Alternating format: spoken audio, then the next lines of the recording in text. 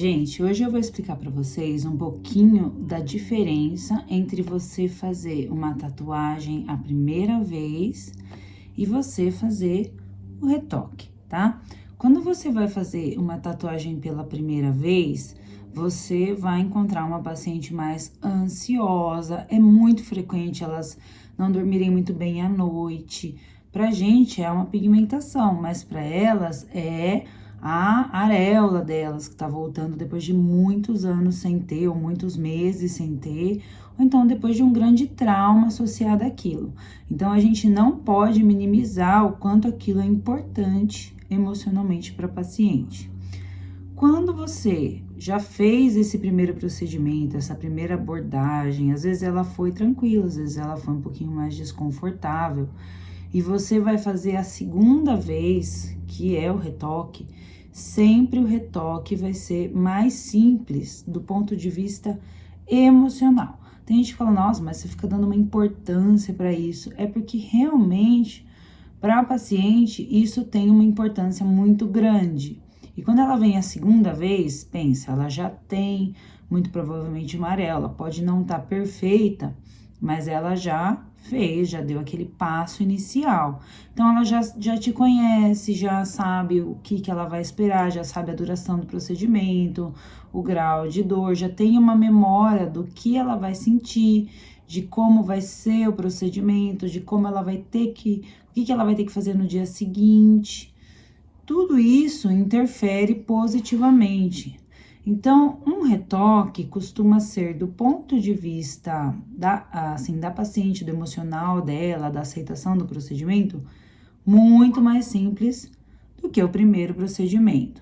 Por outro lado, a paciente já começa a querer participar um pouco mais. Então, ela vai falar, achei que ficou mais claro, achei que ficou falhadinho aqui, achei que ficou menor, maior, tal, né? Então, o grau de exigência dela aumenta um pouquinho, né? Se ela se propõe a fazer o retoque. Porque tem paciente que faz a primeira vez e já fica mais tranquila, né? Então, daí, o que a gente vai avaliar no retoque em conjunto com a paciente? É um procedimento que, normalmente, eu a deixo interferir um pouco. Não muito, mas um pouco. Porque eu acho que é pertinente as questões que a paciente normalmente tem, né?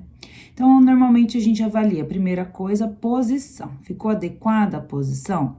Será que se eu colocar a areola um pouquinho mais para cima, se eu pronunciar um pouquinho mais, o contorno dela superior vai melhorar a simetria?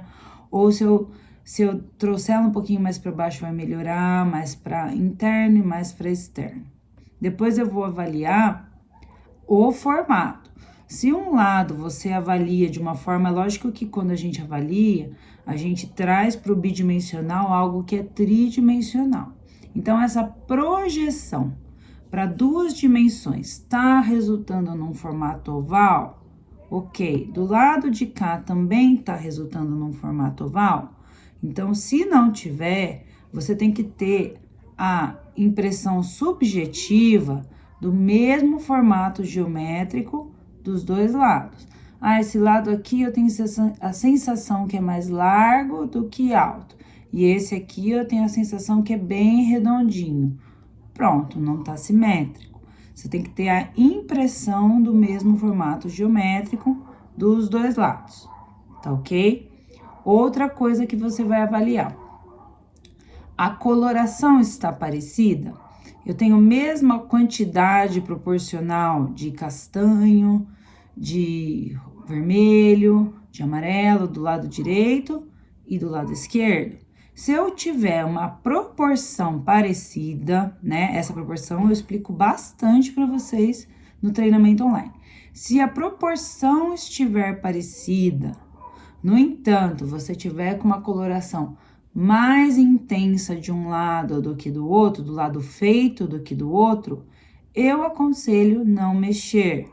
Porque a longo prazo a gente percebe que essa areola tende a clarear um pouquinho, né?